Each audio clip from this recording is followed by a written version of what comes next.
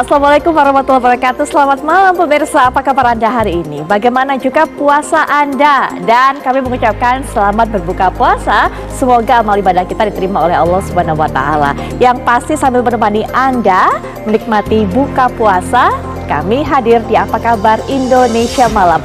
Nanti kami akan ajak Anda untuk bisa menyoroti hal yang membuat geger masyarakat beberapa hari belakangan ini, di mana penerbangan Batik Air tujuan Kendari Jakarta ini selama penerbangan selama 28 menit pilot dan co-pilotnya sempat tertidur. Kita akan bahas bersama saya Putri Viola dan bersama saya Kenana di Apa Kabar Indonesia Malam, menemani waktu berbuka puasa Anda. Pasti biasanya kalau hari pertama sudah meriah menunya, tapi tidak apa-apa karena Apa Kabar Indonesia Malam tetap akan memberikan referensi jenis-jenis makanan apa kira-kira yang ini menarik. Saya tunggu juga kan. Nah, di setiap daerah untuk bisa melengkapi menu dari berbuka puasa Anda pemirsa. Selengkapnya di Apa Kabar Indonesia Malam. Ya, ini kita akan lihat Masjid Istiqlal yang menyediakan 4 hingga 6.000 box takjil gratis selama bulan suci Ramadan. Jumlah ini meningkat dibandingkan tahun lalu yang hanya menyediakan 4.000 box takjil saja.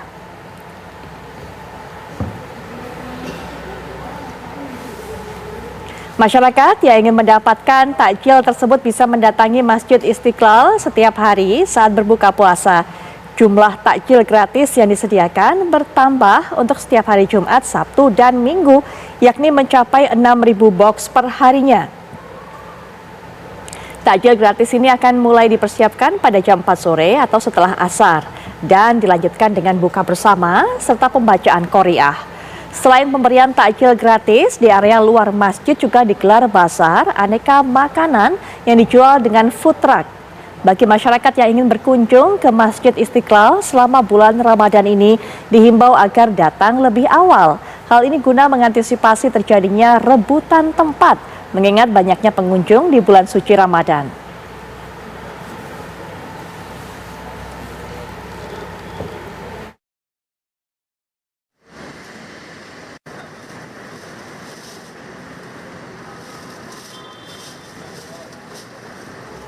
Setelah menjalankan ibadah puasa, tubuh kita memerlukan asupan yang segar. Salah satu menu yang diburu warga kota Palembang yakni takjil celimpungan yang menjadi kuliner khas Palembang.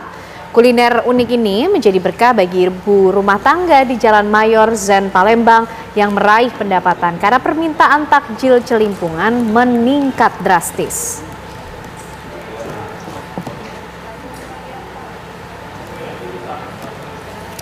Satu lagi pemirsa, makanan khas Palembang yang menggugah selera, yakni celimpungan yang menjadi primadona takjil berbuka puasa di kota Palembang.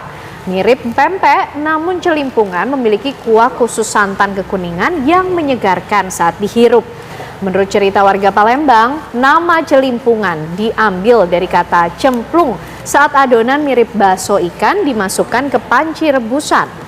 Celimpungan ini sangat cocok menjadi menu berbuka puasa karena kandungan karbohidrat dan protein serta rempah-rempah yang begitu bergizi dan menghadirkan rasa gurih yang menggugah selera tentunya. Tak heran menu ini selalu tersedia di meja makan. Bahan celimpungan terdiri dari tepung tapioka, ikan gabus giling, bawang putih, garam, gula, dan penyedap rasa. Sementara bahan kuah antara lain bawang putih, bawang merah, jahe, laos, kunyit, ketumbar, kemiri, daun salam, daun kucai, santan, kaldu ayam, garam, dan gula.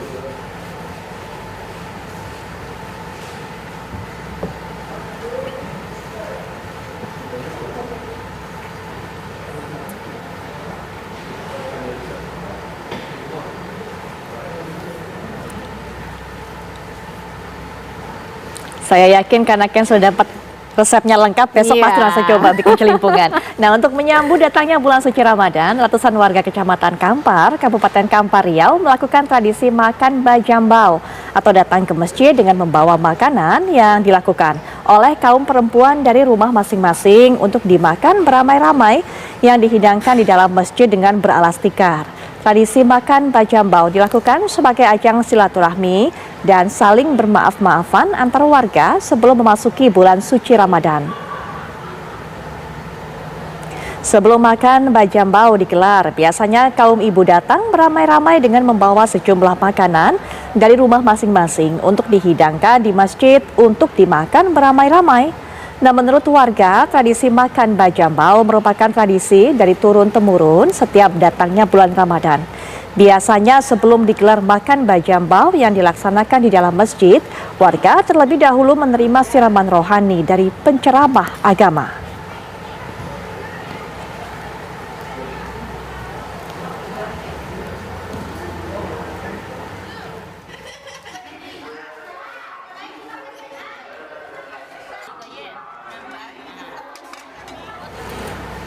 Ya, lalu bagaimana suasana berbuka puasa di Medan, Sumatera Utara, pemirsa? Kita coba tengok bersama rekan kami, ada Wana Sari di sana.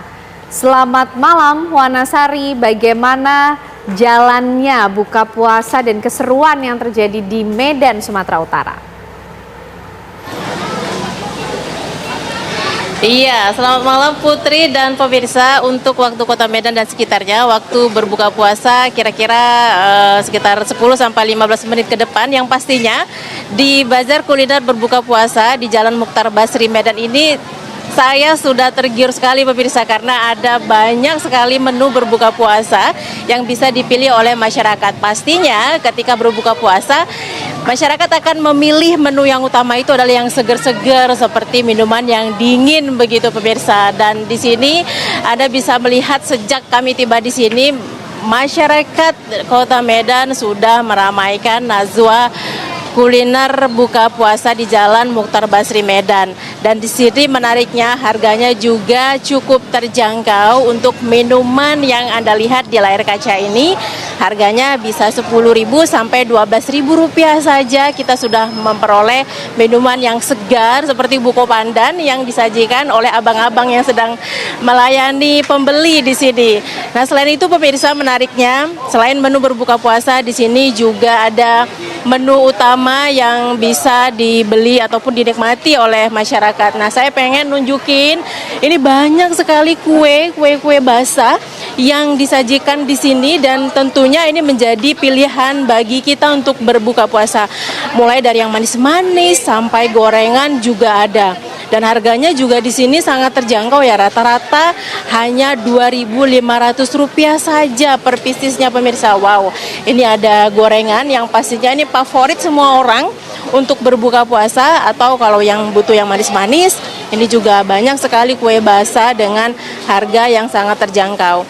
Nah, apabila sudah menikmati menu berbuka puasa, tentunya tidak lengkap kalau kita tidak menikmati menu utama. Nah, di sini menariknya juga pengunjung bisa memilih menu-menu utama sebagai hidangan setelah berbuka puasa. Kalau dilihat di sini pemirsa, ini sangat menggugah ya, dan harganya juga sangat terjangkau, mulai dari Rp12.000 per porsinya sampai Rp50.000. Nah, kalau kita lihat di sini, ini ada pepes ikan, harganya Rp20.000 per porsi. Kemudian ada gulai daging, dan ini mirip menu-menu tradisional Padang begitu ya, karena di sini juga saya melihat ada rendang, kemudian ada gulai kepala ikan. Wah, kemudian kalau sayur-sayurnya di sini juga ada gulai daun singkong begitu. Nah, juga di sini menariknya menu-menu berbuka puasa juga tidak sekedar yang seperti kami tunjukkan tadi saja, tetapi bagi Anda yang menyukai bubur, nah di sini juga tersedia dengan harga yang sangat terjangkau, yaitu Rp10.000 saja kita sudah memperoleh satu porsi bubur dengan banyak varian rasa. Nah, ini pemirsa, dari warna-warnanya saja ini sudah menggiurkan ya. Ini ada bubur sumsum, kemudian ada bubur kacang hijau, kemudian ada bubur ketan, kemudian ada bubur jagung. Wah, banyak sekali. Saya sendiri bahkan sampai bingung kira-kira mau pilih menu buka puasa apa ya di Nazwa Bazar Kuliner Ramadan ini untuk buka puasa nanti tentunya. Yang pastinya dengan budget ataupun anggaran sekitar Rp50.000 saja kita sudah bisa membeli aneka kuliner berbuka puasa mulai dari es ataupun kue-kue yang tersaji di sini. Putri. Ya baik, Wanasari, yang diceritakan Wanasari kan bikin ngiler. Oh, Kalau iya, tadi tapi banyak kita sekali jangan macam lupa. jajanannya. Aduh, ini kalau kita ke sana ke Medan harus diajak jalan-jalan, nyobain semuanya sama Wanasari. Terima kasih Wanasari, selamat menikmati buka puasa juga tentunya. Ya, berikutnya kita juga akan lihat kabar mengenai Dewan Masjid Indonesia yang mengapresiasi kebijakan Kementerian Agama terkait aturan penggunaan sound system atau pengeras suara selama bulan Ramadan. Ketua Umum DMI Yusuf Kala mengatakan ketentuan penggunaan pengeras suara masjid itu sudah disuarakan oleh DMI sejak lama. Kami di Dewan Masjid DMI itu mengharapkan, mengatur itu bahwa sound system yang keluar hanya diboleh dengan oleh azan dan juga pengajian awal yang jangan paling sedikit hanya 5-10 menit, tidak boleh lebih dari itu supaya ada syahdu. Ini yang ibadah itu perlu syahdu. Kalau terlalu besar sound system banyak musik yang lain saling berhadapan, jadi jangan antara masjid itu saling suaranya saling berhadapan, harus syahdu, mesti harus syahdu. Karena itu jangan kalau pidato itu atau dakwah atau tabliknya sampai keluar itu malah orang juga tidak dengar juga, hanya suaranya yang keras tapi tidak difahami. Jadi haruslah orang tidak ke masjid lagi. Dan itu harus syahdu di masjid mendengar.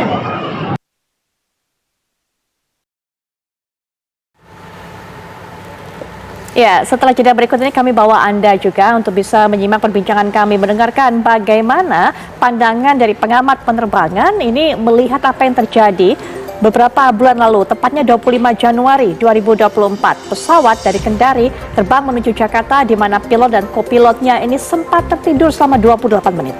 Ya, selengkapnya pemirsa, usai jeda kami kembali.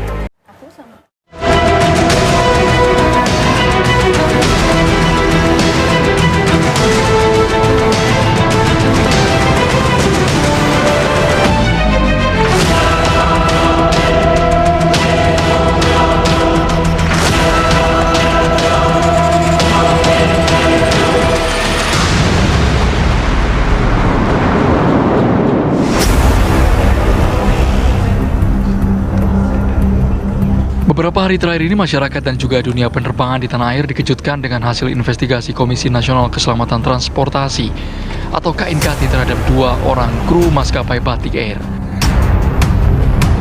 Keduanya merupakan pilot dan co-pilot yang terbukti melakukan kelalaian dalam bertugas karena tertidur selama 28 menit saat menerbangkan pesawat dengan 153 penumpang di dalamnya. Akibatnya pesawat melenceng dari jalur yang semestinya. Meski tidak ada korban jiwa maupun kerusakan pada pesawat, namun peristiwa ini mencoreng wajah penerbangan tanah air. Sejumlah hal pun disorot usai peristiwa ini terungkap, bagaimana perusahaan memastikan SOP disiapkan dan diterapkan secara baik. Belum lagi jam kerja dan juga waktu istirahat pilot maupun co-pilot yang mempengaruhi kewaspadaan dalam menjalankan tugas. Lalu cukupkah sanksi pembebas tugasan yang dijatuhkan kepada kedua kru ini? Bagaimana dengan corporate attitude yang harus dipatuhi maskapai? Jangan sampai peristiwa yang terjadi merupakan puncak gunung es yang terjadi dalam dunia penerbangan komersial di tanah air.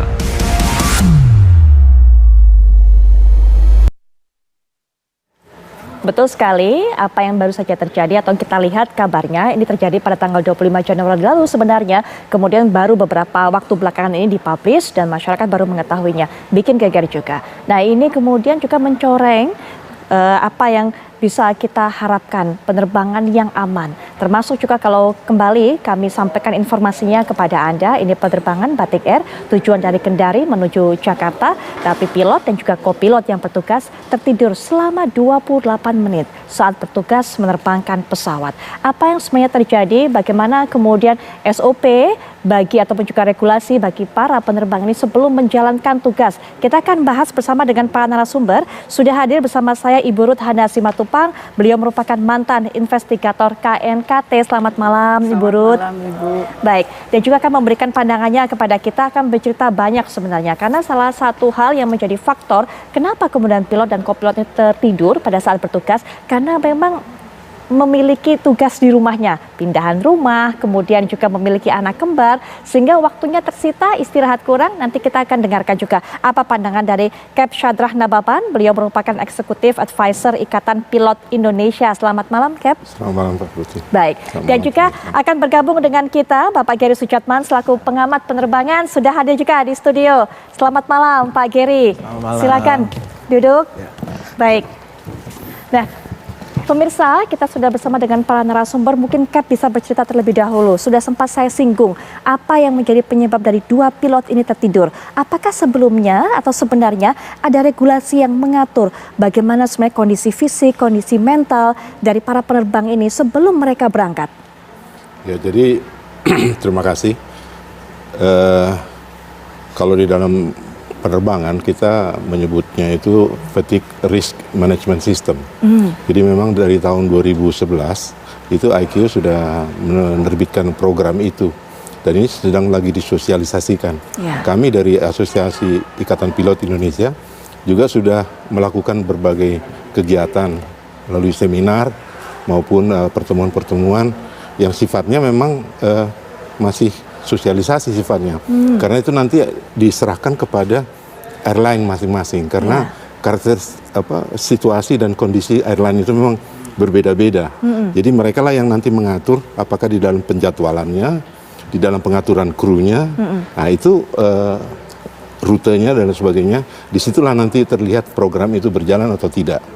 Jadi memang sudah concern terhadap ini memang sudah cukup lama. Betul. Jadi mudah-mudahan kejadian seperti ini membuat semacam alarm supaya kita lebih cepat bergiat untuk mengimplementasikan Fatigue Risk Management System itu. Tapi sebenarnya saat ini ada nggak sih Cap kontrol untuk bisa melihat begitu bagaimana kondisi para pilot ataupun juga kopilot? Karena sebenarnya informasi yang kami dapatkan, kopilotnya ini sempat sebelum terbang mengatakan bahwa saya ini kondisinya kecapean, tidurnya nggak cukup karena harus momong anak kembar ini. Apakah kemudian ada yang sebenarnya memberikan mungkin aturan atau mungkin juga menetapkan kalau kondisinya seperti itu seharusnya tidak usah terbang atau seperti apa? Iya, jadi itu terpulang kepada masing-masing operator ya, airline. Kita bisa mengenal itu namanya budaya keselamatan atau corporate safety culture. Itulah yang membuat sebetulnya kalau memang sudah cukup bagus, maka disiplin profesi itu bisa berjalan dengan baik. Artinya kalau dia merasa atau kondisinya pada saat itu tidak fit for fly, ya itu berarti dia harus declare. Ya, dan itu ada tentunya di company itu mempunyai prosedur apa yang harus dilakukan. Misalnya dia harus pergi ke dokter untuk mendapatkan sertifikat dan lain sebagainya. Jadi tapi iklim kerja yang seperti itu yang harus diciptakan, bahwa masing-masing individu itu bisa mengecek dirinya masing-masing, apakah saya ini fit untuk terbang. Dalam artian semuanya, ya, termasuk kecukupan dari istirahat. Karena kalau fatigue levelnya ini akumulatif, itu juga kadang-kadang nggak bagus.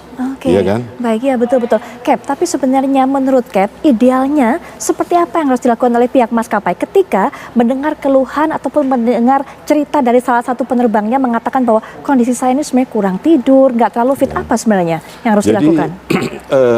Beberapa tahun yang lalu saya kira ada tambahan aneks ya, menjadi aneks 19, itu Safety Management System. Di situ sebetulnya mengencourage semua insan dirgantara ini untuk menyampaikan apakah keluhan, apakah dia menemukan sesuatu yang tidak bagus, dan itu harus diapresiasi, bukan untuk dihukum. Ya, jadi nanti kalau sistem itu terjadi, maka bisa dideteksi secara dini. Ya, jadi nggak perlu sampai kepada situasi di mana menjadi sulit untuk dikendalikan. Baik, Pak Gary melihat apa yang terjadi saat ini apa? Pertanda apa? Apakah ini pertanda bahwa ada prosedur yang tidak dijalankan atau lemahnya pengawasan atau seperti apa Pak Gary? Kalau ini sih saya lihat sih kombinasi ya. Oke. Tidak ada masing-masing unsur yang benar-benar menonjol dan parah. Karena kalau itu sampai ada salah satu faktor yang menonjol parah, seharusnya sudah kena, sudah ketangkep duluan. Oke. Saya mau nambahin yang Kapten Alban bilang juga, sebenarnya di luar itu yang jadi pertanyaan juga si kaptennya. Ya, kaptennya sudah tahu, co-pilotnya bilang begitu, dia juga harus menilai. Oke. Saya sendiri aman tidak kalau dia ngantuk. Ya kan? Chance-nya kalau dia tidur, saya ketiduran bagaimana? Dan sebaliknya, kalau saya pas lagi butuh istirahat, chance dia tiduran gimana? Kalau dia menilai itu tidak aman, dia seharusnya minta salah satu atau dua-duanya diganti pada saat itu. Nah, kembali lagi, banyak yang khawatir, waktu safety management system diterapkan, banyak khawatir, oh ntar bisa di-abuse dong oleh orang. Masalah abuse-nya itu dilihat dari trennya. Oke. Apakah si orang ini yang mengeluh, apakah dia kalau sering mengeluh, apakah dia punya trennya? Apakah dia sering report for duty dalam kondisi capai atau jarang atau sekali dua kali mungkin nggak apa-apa, atau kalau tidak ada pattern nggak apa-apa. Tapi kalau dia punya pattern, itu seharusnya diidentifikasi. Makanya saya agak menyayangkan banyak yang sudah teriak langsung beri sanksi. Bagaimana orang mau mengakui kelemahan, kekurangan, atau potensi pelanggaran kalau dia langsung diancam dengan bakal disanksi. Kalau sudah ada trennya dan dia masih terus-menerus, iya wajar. Gitu. Jadi kita harus pahami juga safety management system bukan artinya dibiarin aja pelanggaran, tapi dalam arti tidak langsung. Kalau ada apa-apa langsung dihukum, dilihat dulu, terusin dulu. Makanya kita juga harus hati-hati dari sini, laporannya KNKT adalah laporan interim, bukan final. Jadi belum semua informasi itu lengkap dan belum semua analisa yang mereka sedang lakukan itu sudah dijabarkan. Gitu. Yang mereka baru muat di interim reportnya adalah fakta-fakta yang mereka temukan. Analisanya belum. Nah itu, jadi kalau saya lihat dari bacanya, sekarang beginilah. Pilot ketiduran sekarang mulai banyak, nggak cuma di Indonesia, di mana-mana. Ya. Cuman rata-rata ketidurannya, kalau sampai berdua ketiduran, itu sampai 20 menit, 25 menit. Jarang sekali di atas 30 menit, itu hampir nggak pernah, bahkan tidak pernah. Yang sekarang jadi concern adalah, karena sekarang makin banyak penerbangan jarak pendek dan jarak menengah yang dilakukan di malam hari, di dini hari. Proporsinya makin banyak, jadi resiko ini akan meningkat ke depannya. Jadi ini benar, alarm bell. Sebelum ini jadi tren yang timbul secara reguler, kita harus cari pencegahannya itu dengan FRMS. Nah kembali lagi, FRMS ini tidak ada bakunya, tidak ada baku standar. Itu based on manajemen resiko. Jadi sesuai dengan kondisi corporate culture juga di maskapainya, di maskapai sendiri, dan apakah nanti pada saat penerapan si FRMS secara full di situ, aspek-aspek corporate culture-nya itu mana yang harus diubah untuk mengakomodir itu. Baik, sampai di situ Pak Gary. Nanti Pak Gary juga mungkin bisa jelaskan lebih lanjut, kalau tidak disanksi kemudian apa penyelesaian yang paling pas, apa yang menjadi pertimbangan, termasuk juga Cap nanti bisa berikan pandangan. Kalau tadi dikatakan Pak Gary, sekarang banyak sekali jalur penerbangan, kemudian pendek, menengah, dini hari atau malam hari. Nah Burut sendiri, kalau ada kejadian seperti ini, apa yang biasanya langsung diperiksa, diolah oleh KNKT? Yang utama biasanya kita melihat flight book-nya mereka, ya flight log mereka, kemudian penjadwalan para awak pesawat, termasuk juga yang cabin crew. Kemudian kita juga melihat jarak penerbangan itu sendiri dan kapan dilakukan.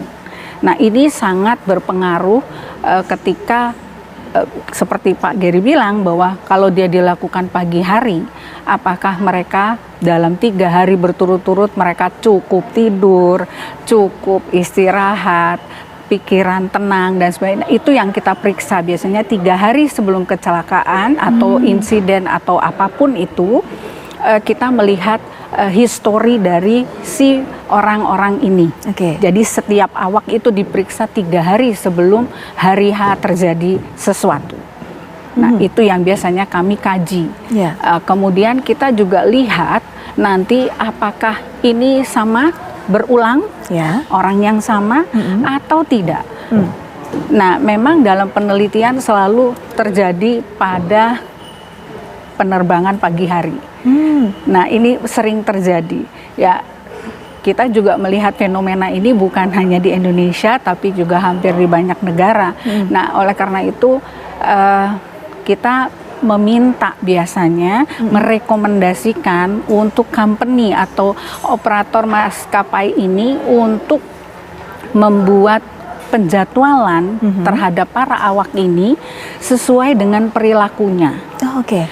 Ini yang dibilang oleh ICAO, FAA dan EASA mungkin sangat berat dilakukan oleh company karena sangat bisa ya, bukan sangat tapi bisa mengganggu revenue mereka karena efisiensi kan, mereka selalu inginkan jadwal 10 jam itu ya terpenuhi.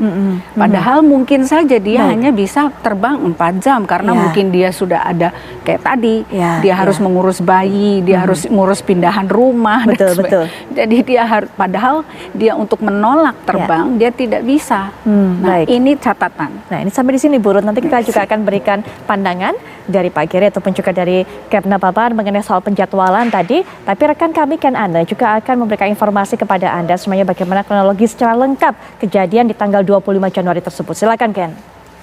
Ya, pemirsa, insiden serius di dunia penerbangan ini terjadi ketika 2 pilot Batik Air tertidur bersamaan pada saat rute penerbangan Kendari Jakarta ini kemudian melangsungkan penerbangannya. Kami akan hadirkan untuk Anda pemirsa kronologi peristiwa yang terjadi pada 25 Januari 2024 lalu. Pada pukul 2:55 waktu Indonesia Barat, ini merupakan jadwal penerbangan dari kode PKLUV sebagai BTK 6734 dari Cengkareng ke Kendari. Ini adalah kode penerbangan dari pesawat Batik Air Airbus A320 yang pada saat itu dikemudikan oleh 2 pilot yang kemudian ditemukan tertidur bersamaan pada rute penerbangan sebaliknya. Nah, kita lihat kronologi berikutnya pemirsa. Ini yang terjadi di awal penerbangan pesawat tersebut. Pada 25 Januari 2024, pukul 3:14 waktu Indonesia Barat, di ketinggian sekitar 36.000 kaki, kopilot ini tertidur sekitar 30 menit usai mendapatkan izin dari pilot. Informasi yang kami dapatkan memang kopilot ini sempat meminta izin kepada pilot yang bertugas bersamanya untuk bisa tidur selama 30 menit dan kemudian diberikan izin. Nah, berikutnya pemirsa kami hadirkan pula untuk Anda apa yang terjadi setelah pukul 3:14.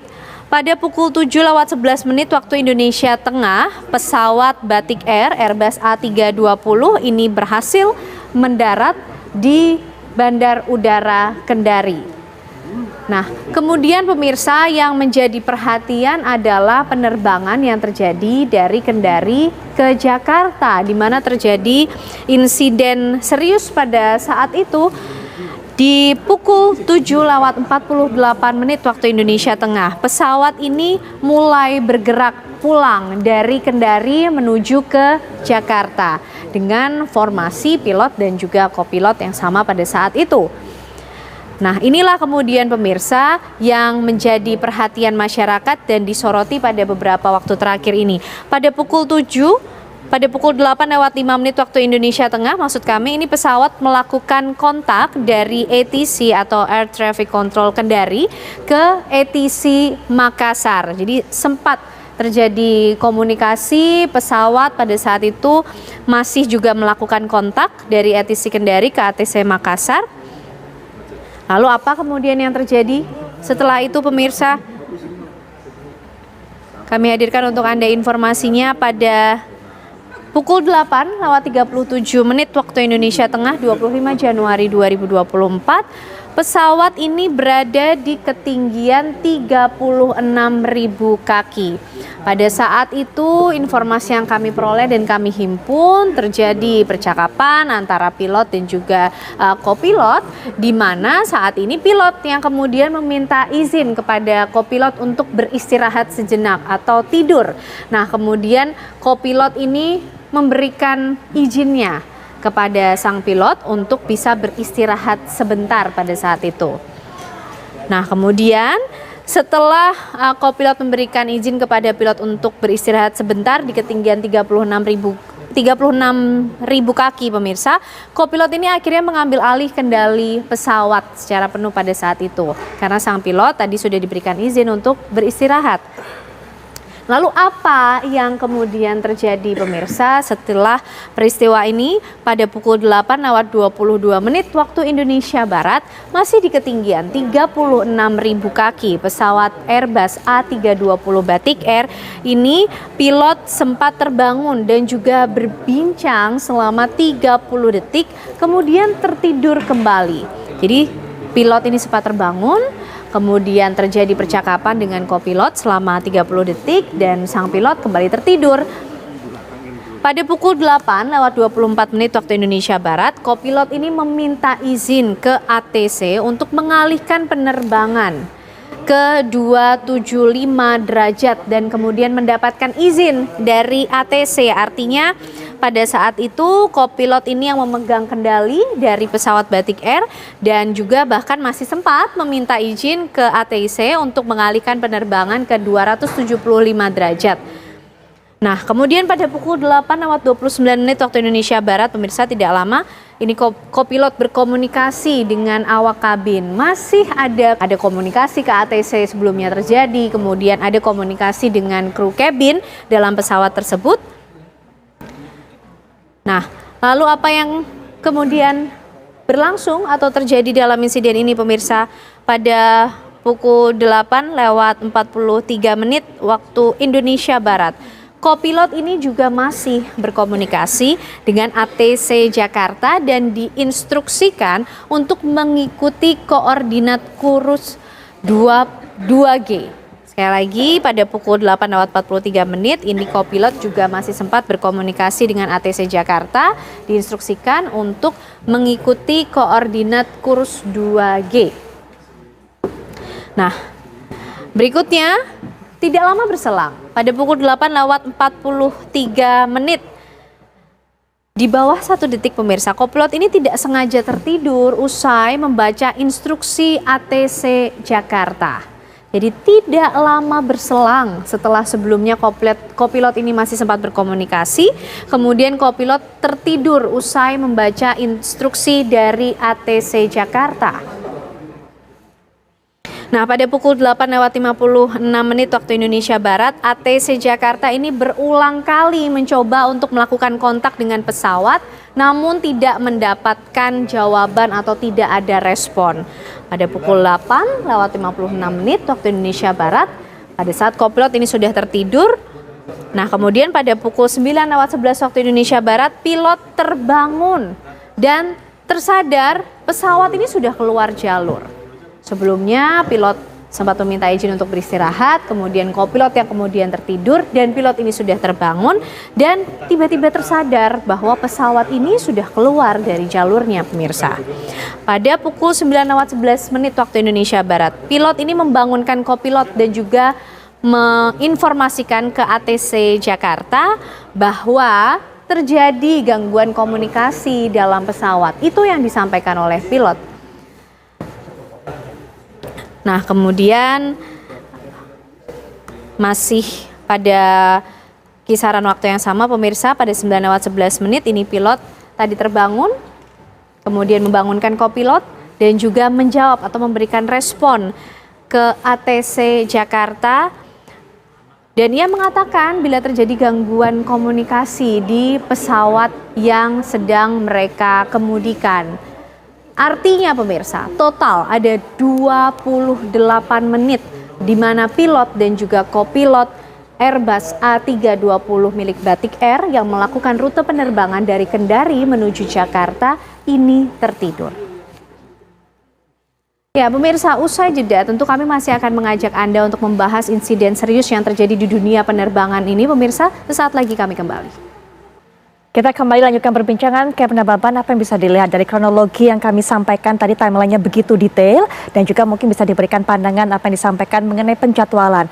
Pak Geri katakan, Burut katakan, sepertinya penjadwalan ada dua hal, penjadwalan tugas dari pilotnya ataupun juga kopilotnya, dan juga penjadwalan penerbangan. Terutama kalau Pak Geri katakan, hal seperti ini semakin sering terjadi ketika juga semakin banyak penerbangan jarak pendek menengah yang terjadi pada malam hari ataupun dini hari, Cap. Ya, kita kembali ke dasar ya. Pilot itu kan manusia ya. Dan manusia itu hidupnya mengikuti pola matahari. Jadi yang ideal adalah dia bekerja pada siang hari, istirahat pada malam hari. Betul. Nah, oleh karena itu di dalam penjadwalan seyogyanya hal itu diperhatikan. Terus yang kedua, dari satu tempat berpindah ke tempat lain itu ada circadian rhythm, di mana kalau crossing time zone itu mempunyai efek terhadap kebugaran. Ya, jadi tapi memang ini kalau di penerbangan yang pendek nggak terlalu bermasalah. Tapi kalau yang long haul flight itu merupakan suatu konsideran tersendiri ya. Ada perbedaan time zone. Nah, sekarang kalau kembali ke jadwal, jadwal ini tentunya adalah semacam kontrak ya antara perusahaan dengan karyawan, di mana dia ditugaskan untuk bekerja. Jadi pada intinya kalau seorang pilot dia sudah mendapat jadwal, katakanlah misalnya 2 minggu atau 1 bulan, dia sudah akan menyesuaikan kehidupannya dengan jadwal tersebut. Jadi dia akan mengatur. Di dalam profesi pilot itu hal ini merupakan hardship, ya. Artinya kalau dia memang harus tengah malam, dia kadang-kadang dia harus tidur di sore hari. Ya. Sesuatu hal yang nggak lazim kan. Nah kalau dia punya anak-anak kecil, pasti dia bilang, Pak, mau jam segini tidur mau main gitu kan. Nah ini kadang-kadang merupakan beban ya terhadap keluarga pemula yang anak-anaknya masih kecil. Itu dia kalau istirahat di waktu yang tidak semestinya, itu jadi problem secara sosial. Juga problem juga terhadap metabolisme. Iya kan? Karena ya badan kita ini kan belum waktunya tidur sebetulnya. Betul, kan. Betul. Nah, tetapi kalau mengingat pengalaman saya, setiap saya mau memulai aktivitas di kokpit, saya selalu bertanya sama co-pilot saya, tadi malam kamu dapat tidur berapa jam? Karena perhitungannya begini, kalau kita tidur 2 jam, kita punya kredit 4 jam. Iya kan? Makanya manusia itu normalnya tidur 8 jam, dia bangun 16 jam. Betul. Jadi begitu hitung-hitungannya yang normal. Jadi kalau dia nggak tidur, nggak dapat kredit dia untuk apa namanya itu kapasitasnya maksimal. Bisa bekerja tapi dengan kapasitas yang menurun. Nah disinilah sebetulnya kapten itu mempunyai subject to captain discretion ya, diberi diskresi dia untuk melihat situasi. Jadi misalnya seperti cabin crew, itu di dalam briefing sebelum berangkat, itu dia bisa mengatakan, oke, setiap kalau memang kondisinya mengharuskan, dia bisa menentukan, oke, setiap 10 menit kamu call kita, minta minum atau apa gitu kan. Karena minum ini sesuatu hal yang sangat penting buat pilot. Karena dehidrasi kan apa namanya itu kelembapan di dari ketinggian tertentu juga ya. Di pesawat itu kan sangat rendah, sehingga memang kita harus banyak minum. Jadi diperhalus lah ya untuk mengecek apakah dia bangun atau tidak. Baik. Cap ada perlu minum atau tidak Cap, gitu kan. Tadi Pak Geri sudah katakan seharusnya pun kaptennya pun mengontrol diri sendiri. Kalau andai kata posisi ataupun juga kondisi dari kopilot saya ini tidak dalam kondisi yang cukup fit, tidurnya kurang, saya pun juga harus berjaga-jaga. Nah kalau tadi jangan-jangan tidak terjadi dialog seperti yang dikatakan Cap tadi, kamu tidur berapa jam? Artinya jangan-jangan Capnya tidak bertanggung jawab, jangan-jangan Cap ini. Nah jadi itu terpulang kepada sebetulnya iklim kerja dan yang disebut corporate safety culture itu. Jadi kalau kita boleh katakan ya, ada 5 tingkatan ya di dalam corporate safety culture itu. Yang paling rendah itu namanya patologis. Habis itu reaktif, baru kalkulatif.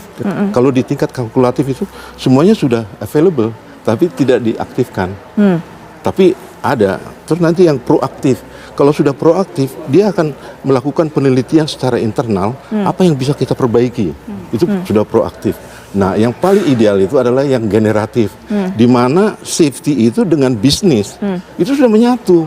Nggak ada lagi dipertentangkan antara wah ini bisa rugi atau apa, enggak.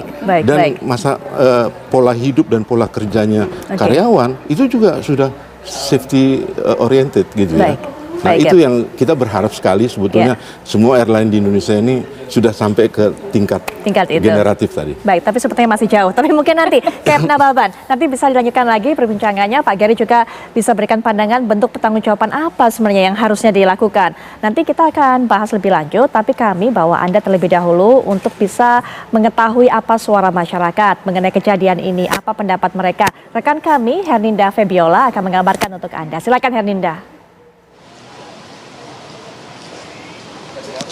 Ya pemirsa, memang masyarakat baru-baru ini diramaikan oleh berita soal maskapai pesawat salah satunya di Indonesia yang pilot dan co-pilotnya tertidur selama 28 menit pada saat melakukan penerbangan ke Kediri, Jakarta. Menurut masyarakat, saya akan langsung menanyakan salah satu dari masyarakat, yaitu Pak Kiki. Saya sudah bersama Pak Kiki di sini. Ya Pak Kiki, bagaimana menurut Pak Kiki soal pilot dan co-pilot yang tertidur, Pak? Menurut saya itu kejadiannya sangat mengkhawatirkan untuk masyarakat ya Bu ya, karena ini kan menjadi trust issue terhadap pilot dan maskapai itu sendiri, bagaimana SOP mereka menjalankan sebuah penerbangan itu bisa sampai tertidur seperti itu. Jadinya kan untungnya mungkin dari si pesawatnya itu masih ada atau pilot ya, jadi masih bisa nggak sampai terjadi kejadian yang tidak diinginkan gitu. Tapi ya kami sebagai masyarakat cukup khawatir terhadap kejadian tersebut dan berharap tidak terjadi kejadian-kejadian berikutnya di kemudian hari, dan mungkin dari pembenahan dari Departemen Perhubungan bahkan maskapai untuk bisa menindak tegas agar kejadian serupa tidak terulang lagi di kemudian hari gitu ya. Pertanyaannya Pak, Bapak sendiri lebih prefer travel dengan harga yang cukup tinggi namun terjamin keamanannya, atau cukup yang ada ngepres budget tapi tidak terjamin nih Pak? Kalau menurut saya sebagai konsumer di lapangan ya, pastinya kita ingin sebuah safety first ya.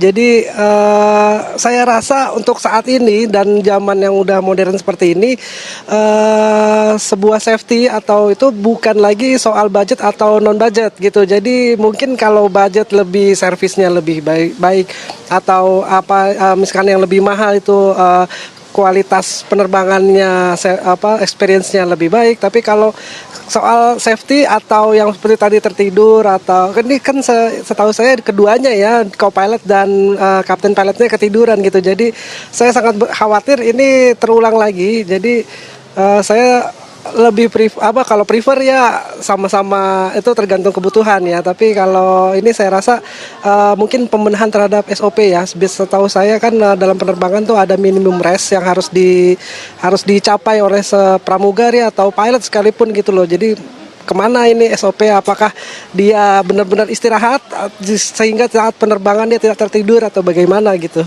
Perlu ada pembenahan ke depannya begitu.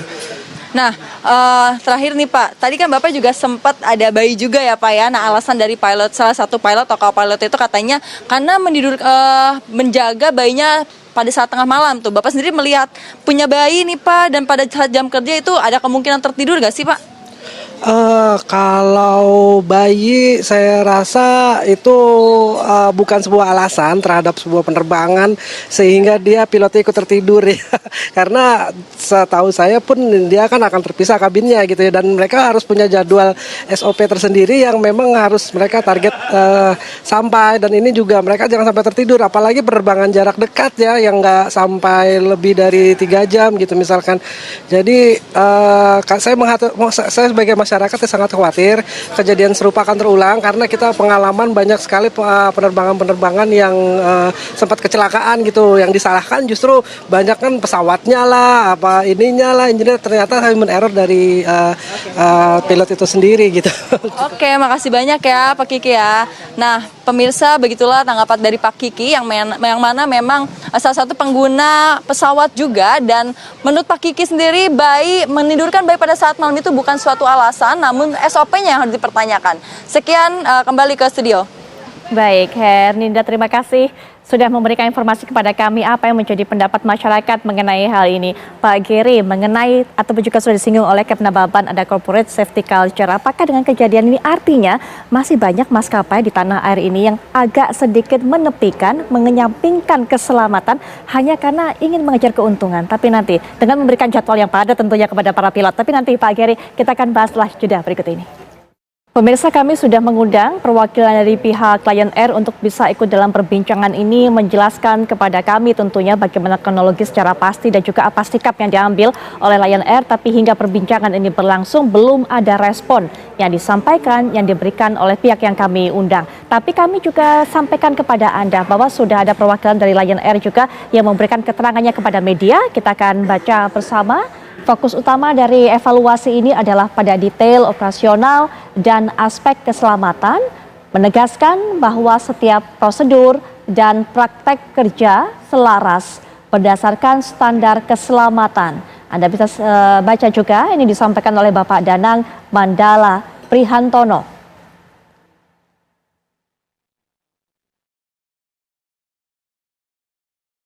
Ya, dan ini juga sudah diambil sikap menurut dari pihak Lion Air, yaitu pada 26 Januari 2024, Batik Air mengambil tindakan preventif dengan menonaktifkan membebas tugaskan sementara pilot penerbangan nomor ID 6723 rute Kendari ke Jakarta yang bertugas pada tanggal tersebut.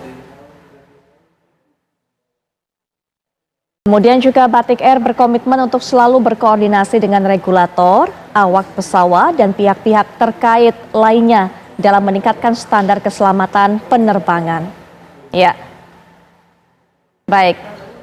Masalah pertanggungjawaban nanti akan dijelaskan lebih lanjut dari Pak Geri, tapi sebelumnya menyambung apa yang sudah sempat saya tanyakan sebelum jeda, Pak Geri. Apakah ini merupakan konsekuensi dari ketatnya persaingan juga di dunia penerbangan, sehingga kemudian maskapai-maskapai ini berlomba-lomba untuk menyediakan rute yang terpadat, kemudian juga untuk mengurangi biaya parkir, kemudian juga ini salah satu bukti bahwa banyak maskapai yang menepikan keselamatan untuk bisa mengejar keuntungan semata?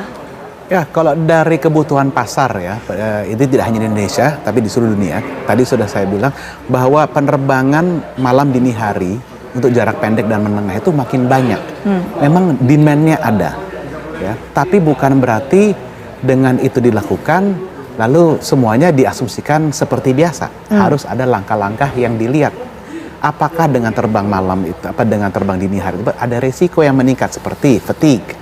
Gitu. Kalau ada, bagaimana? Itulah kenapa sudah ada kesadaran dari industri ini dari tahun 2011-2012. Ini kita harus melihat masalah fatigue ini lebih sistematis lagi, lebih holistik lagi. Karena regulasi yang ada untuk minimum restnya berapa dan itu sudah tidak memadai.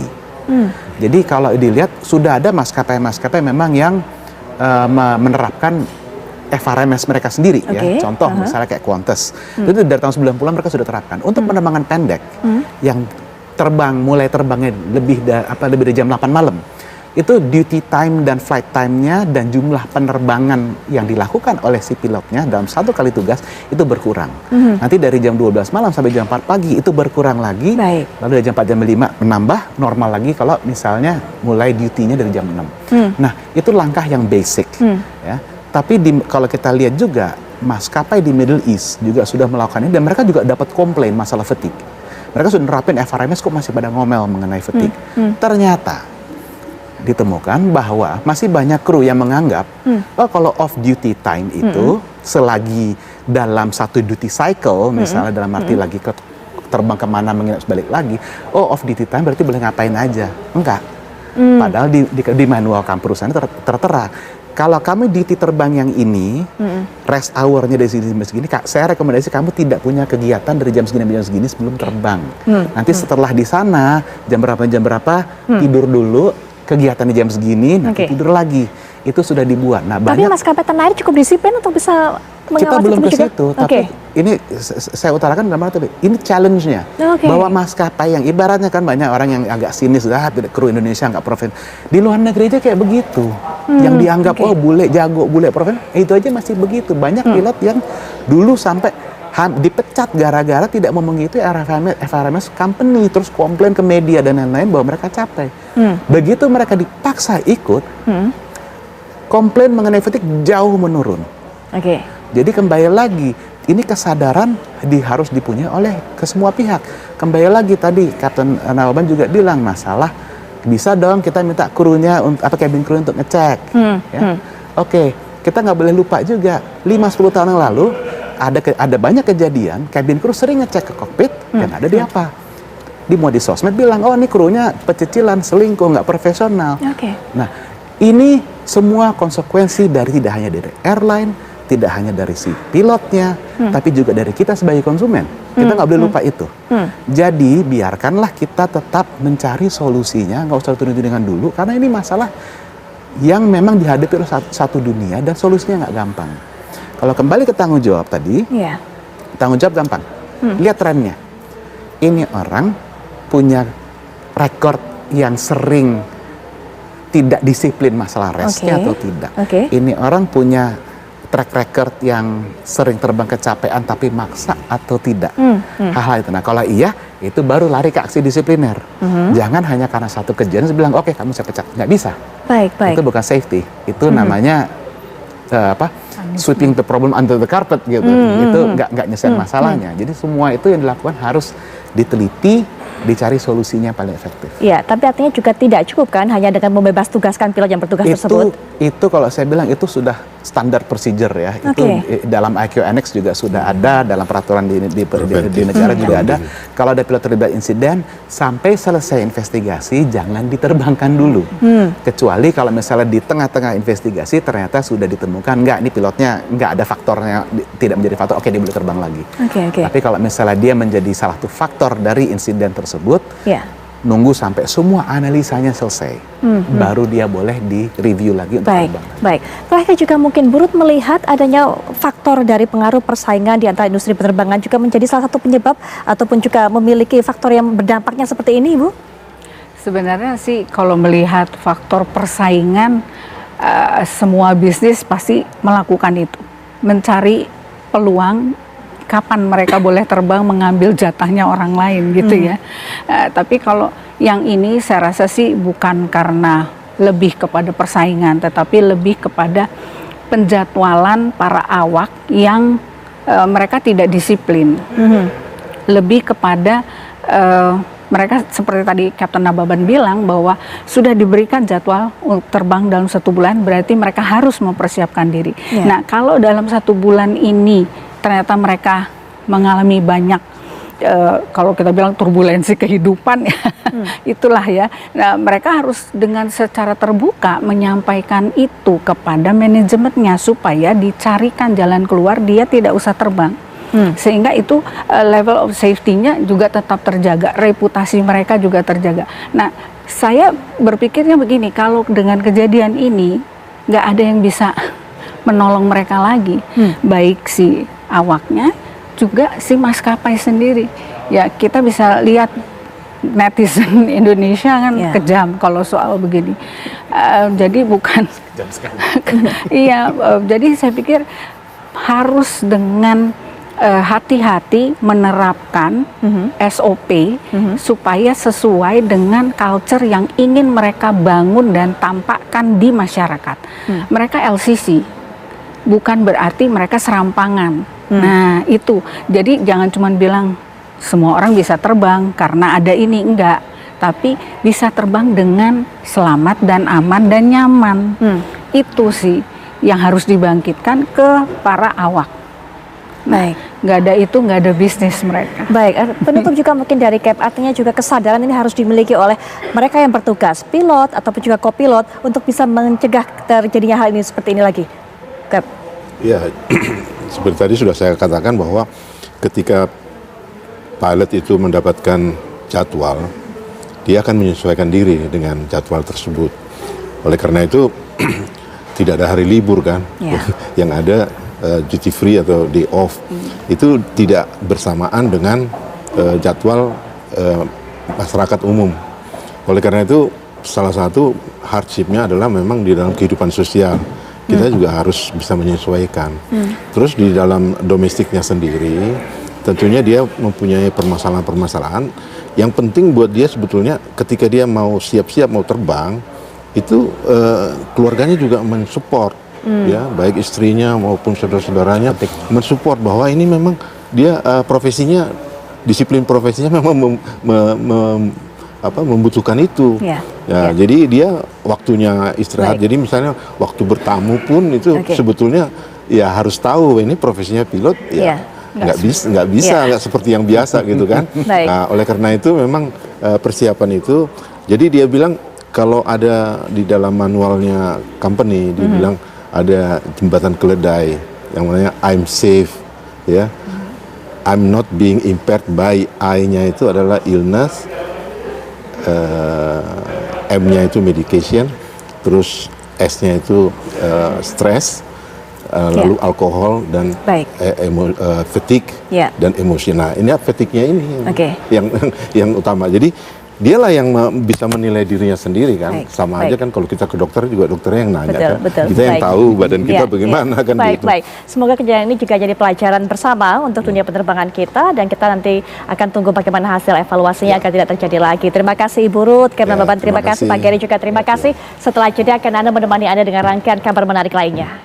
Ya betul sekali Putri Viola dan pemirsa, apa kabar Indonesia Malam masih akan menemani Anda dengan informasi dari KPU Republik Indonesia yang akhirnya menggelar pemungutan suara ulang atau PSU di luar negeri untuk wilayah kerja PPLN Kuala Lumpur dan sekitarnya pada 10 Maret 2024. Selengkapnya sesaat lagi.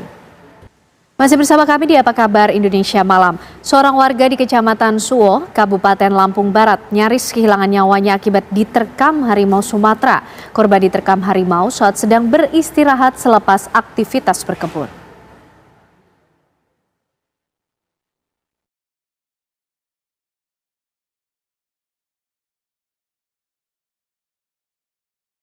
Korban berhasil selamat, namun mengalami luka pemirsa atas peristiwa tersebut.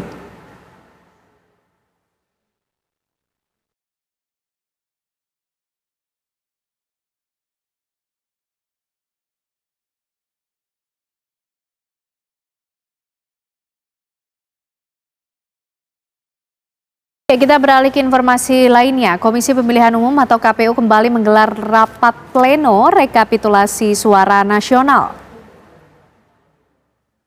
Hari ini pemirsa terdapat beberapa provinsi yang sudah mengantri untuk dilakukan rekapitulasi suara, yakni Kepulauan Riau, Nusa Tenggara Timur atau NTT, DKI Jakarta, Kalimantan Selatan, Kalimantan Timur, Banten, Sulawesi Barat, dan Kalimantan Utara.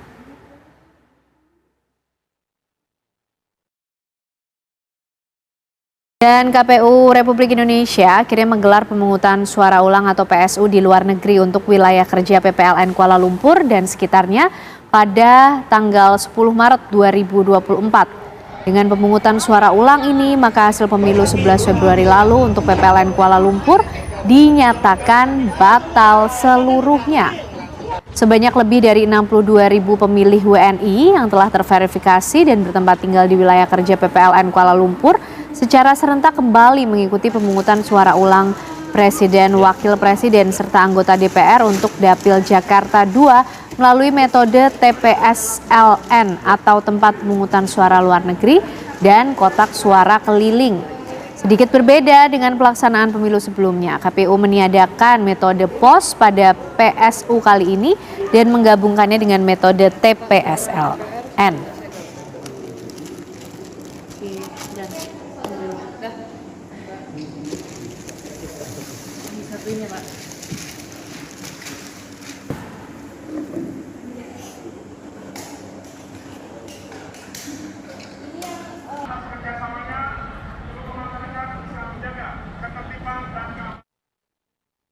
Bagaimana jalannya pemungutan suara ulang di Malaysia? Kami ajak Anda bergabung dengan rekan kami, ada Happy Muhardi. Selamat malam, Happy. Bagaimana jalannya pemungutan suara ulang di Malaysia? Ya, selamat malam rekan Kemlu. Dapat kami sampaikan bahwa saat ini saya berada di Dewan Tun Hussein On, gedung WTC Kuala Lumpur, dan melaporkan bahwa pada tanggal 10 Maret 2024 lalu telah dilakukan pemungutan suara ulang untuk wilayah kerja Kuala Lumpur, Selangor, Putrajaya, Kelantan, Terengganu, dan Perak, di mana keseluruhan DPT sejumlah 62.217 dilayani dalam 120 titik KSK atau kotak suara keliling dan 22 TPSLN yang berada di gedung ini.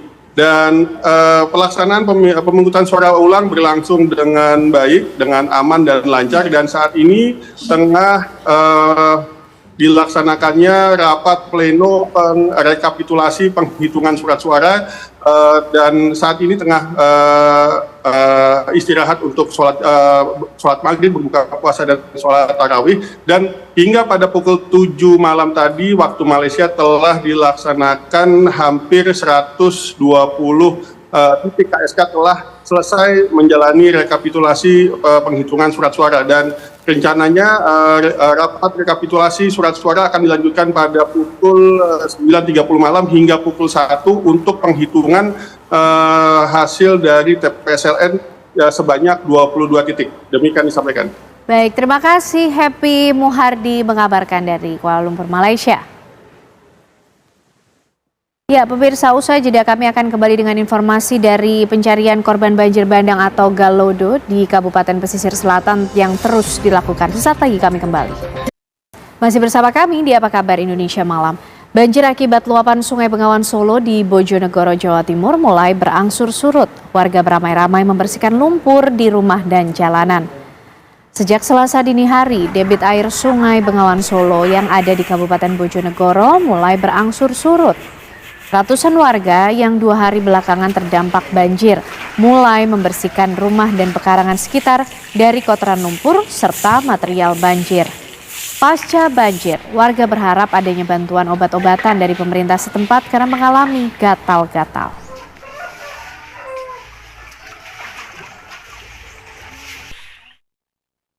Pencarian korban banjir bandang atau Galodo di Kabupaten Pesisir Selatan terus dilakukan.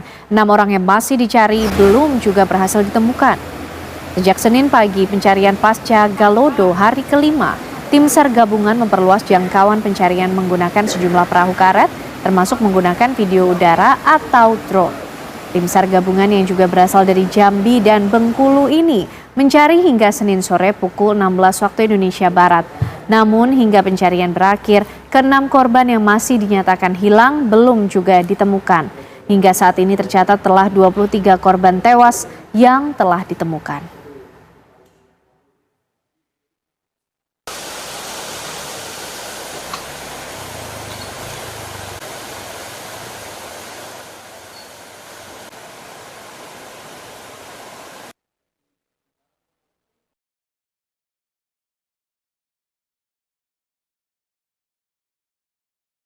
Lalu bagaimana perkembangan pencarian korban banjir bandang atau Galodo ini pemirsa? Kami ajak Anda berbincang dengan Bapak Abdul Malik, Kakan SAR Padang. Selamat malam Pak Abdul Malik. Selamat malam Mbak Ken. Ya Pak, kami ingin memperbarui informasi terlebih dahulu. Yang terbaru, berapa jumlah korban akibat banjir bandang ini Pak? Ya, untuk jumlah korban yang meninggal di Kabupaten Pesisir Selatan ini, saat ini sampai pukul 18.00 ini menjadi 24 orang. Oke. Dan yang di dalam pencarian ini menjadi 5 orang. Demikian Mbak Ken. Ya. Apa Pak yang menjadi kendala dari pencarian korban yang sampai saat ini belum juga ditemukan? Artinya dari 5 korban yang belum ditemukan. Ya, memang beberapa kendala dari tim SAR gabungan untuk melakukan pencarian. Karena kami sudah memetakan 3 sektor lokasi yang harus kami lakukan pencarian. Karena di 3 sektor itu ada beberapa korban yang memang belum ditemukan.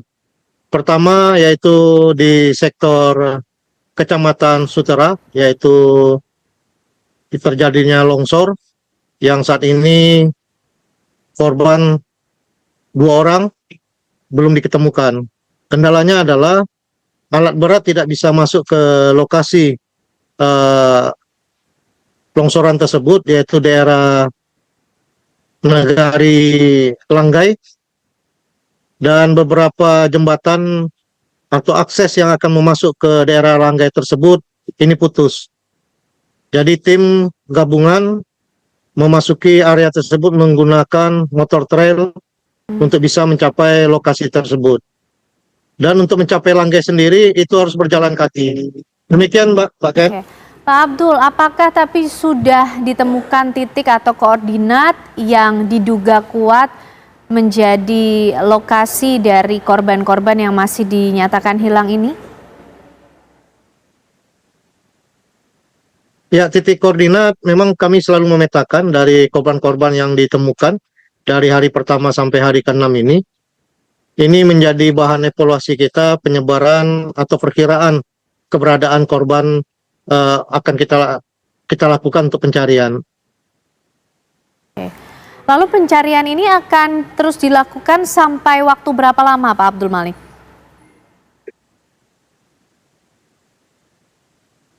Ya, pencarian dilakukan sesuai dengan SOP kita. Dari Basarnas adalah 7 hari. Dan ini hari ke-6 dengan hasil pencarian 24 yang meninggal dan 5 yang masih belum ditemukan. Dan kita masih punya waktu 1 hari. Dan setelah itu kita akan lakukan evaluasi dan kita akan meminta arahan lebih lanjut dari pimpinan. Ya. Demikian Mbak Ken. Pak Abdul, ini sudah memasuki bulan Ramadan, lalu bagaimana kondisi dari para korban lainnya juga yang terdampak dari banjir bandang ini, khususnya mereka yang mungkin berada di lokasi pengungsian? Ya, sesuai dengan pemantauan kami dari tim-tim yang melalui jalur-jalur tersebut, memang sekarang akses warga-warga korban sambil membersihkan rumah-rumah mereka, sarana masjid karena ini bulan puasa, dan ada juga yang memang tidak bisa lagi rumah-rumah yang bisa ditinggali, masih di rumah kerabat. Dan ini juga perlu penanganan dari pihak-pihak terkait untuk bisa memberikan kebaikan pada masyarakat di sekitar pesisir selatan ini. Demikian, Mbak. Baik, terima kasih Pak Abdul Malik. Tentu kita ikut berdoa dan berharap agar korban-korban yang hilang bisa segera ditemukan dan korban lain yang juga mendapatkan bantuan di sana bisa kemudian terdistribusi dengan baik. Terima kasih Pak Abdul Malik. Ya, pemirsa, kita menuju ke informasi lainnya. Ditinggal sholat tarawih, 6 rumah di Cagar Alam Pancoran Mas disusupi oleh maling. Kami hadirkan informasinya untuk Anda usai jeda. Petugas SAR gabungan masih terus melakukan pencarian korban hilang imbas terbaliknya kapal Pari Kudus di sebelah barat Pulau Rambut, Kepulauan Seribu, Jakarta Utara pada Senin sore kemarin. Sebanyak 12 kapal dilibatkan dalam proses pencarian korban. Hingga Selasa siang, petugas SAR gabungan masih terus melakukan pencarian korban hilang yang terjadi di perairan Kepulauan Seribu. Dan terbaliknya kapal Pari Kudus ini akibat adanya angin yang dimana insiden ini terjadi di Kepulauan Seribu, Jakarta Utara pada Senin sore kemarin. Kapal yang membawa 35 penumpang dari Pulau Payung menuju dermaga Pantai Marina Ancol tersebut terbalik lantaran terhantam oleh ombak besar. Akibatnya salah satu orang penumpang, Sih Yi Chang, 47 tahun, asal Taiwan, dinyatakan hilang. Sementara 34 penumpang lainnya berhasil diselamatkan.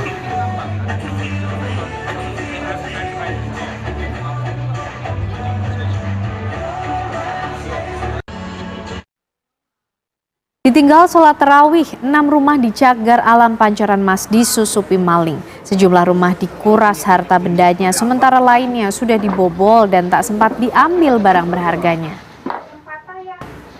Saat sholat tarawih pertama kemarin, maling beraksi di kawasan Cagar Alam Pancoran Mas, Depok, Jawa Barat. Ada 6 rumah yang dibobol, sebagian dikuras harta bendanya, sementara sebagian lain tidak sempat dicuri. Salah satu rumah yang dikuras barang berharganya adalah Ridwan, seorang pengajar di Madrasah Ibtidaiyah di Depok ini, kehilangan laptop berisi materi dan dokumen penting terkait pekerjaannya. Selain itu, uang tunai 6 juta, 1 laptop lainnya, notebook, jam tangan, juga raib.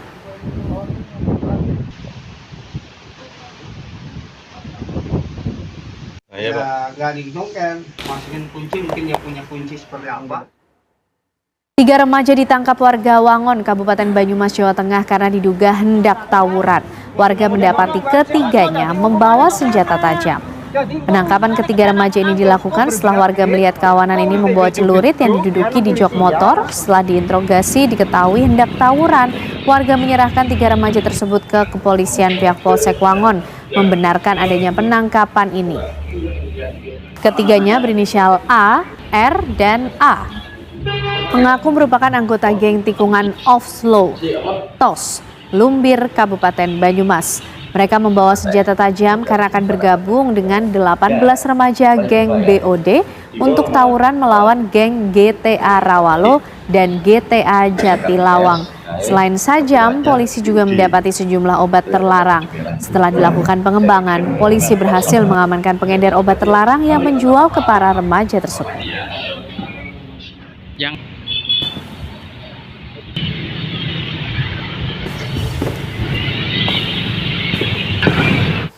Mati baik, berarti kan? Ya ngomong baik, jelas nggak tadi hukumannya kepenak. Jadi kok urusannya kepenak. Ya, informasi tadi pemirsa mengakhiri kebersamaan kita di Apa Kabar Indonesia malam hari ini. Betul sekali kan, dan saat lagi Anda bisa menyaksikan Catatan Demokrasi. Kami juga akan menemani Anda kembali esok pukul 18 waktu Indonesia Barat. Jangan sampai Anda lewatkan. Saya Putri Viola. Saya Ken Ana dan teman-teman yang bertugas pamit. Terima kasih pemirsa, selamat malam. Sampai jumpa.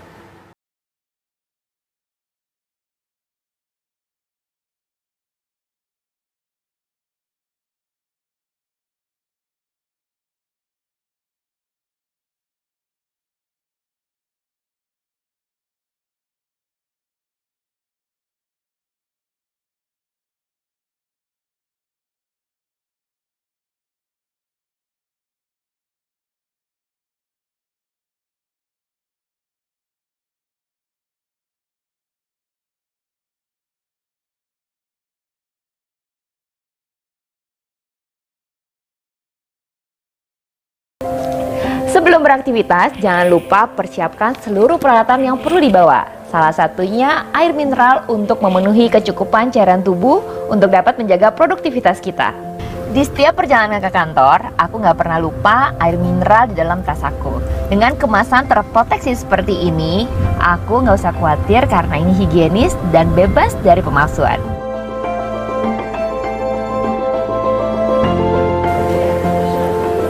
Le Mineral dilengkapi dengan 3 proteksi berlapis, segel di kemasan tutupnya, ring pengaman, dan botol yang keras sebelum dibuka.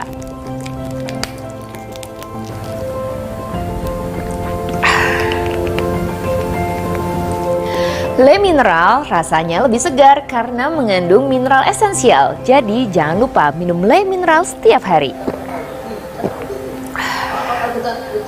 Rasanya nggak bikin enak.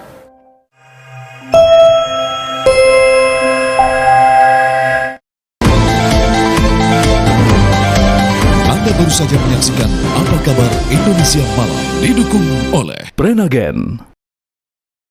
Wadimor, tentu sarung kita. Le Mineral.